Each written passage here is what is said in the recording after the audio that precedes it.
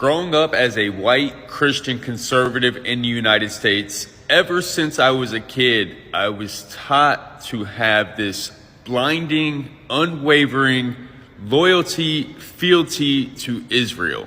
I was conditioned to believe that Israel was the promised land and the Israelis were God's chosen people, and all the Arabs surrounding Israel just wanted to annihilate them and wipe them completely off the map. We were taught that Muhammad was a false prophet and those who were worshiping to Allah were worshiping to the wrong God. And we were taught that we were supposed to pledge allegiance to the United States, support the American military and their endeavors all across the world, but especially in the Middle East, and their support for Israel. We were supposed to back that no matter what. And to question anything would be un-American.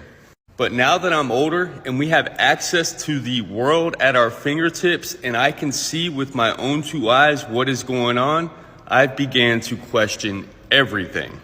I realized that we bought the lie that Western media propagates to us. We bought the lie that the American church or the Western church propagates to us. I don't believe in the duality of the world. I don't believe that we are good, that America's good, that Christians are good, that Jewish people are good, and that Arabs and Muslims are bad and evil.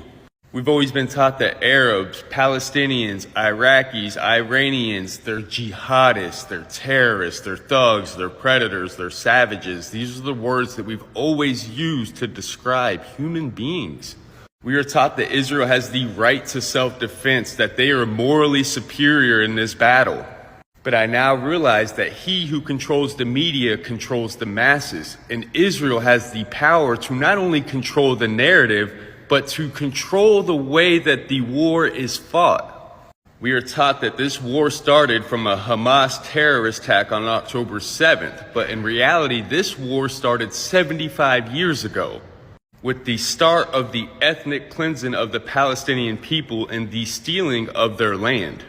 One thing I've learned about the U.S. and other imperialist and colonizing nations is that they love to put their foot on other people's neck and then act shocked when they fight back.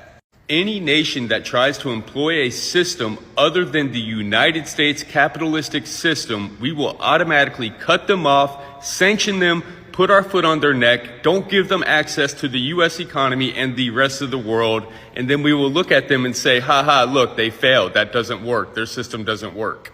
And we're supposedly the wealthiest nation in the world, but we've got millions in prison. We've got millions on the street homeless. We got millions without health care.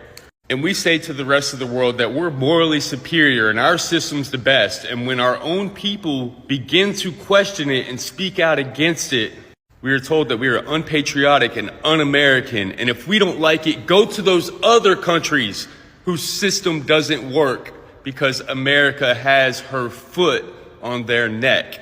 I've had to do so much deconstruction and deprogramming of everything that I've ever been taught, everything that I've ever been indoctrinated with living in the South of the United States.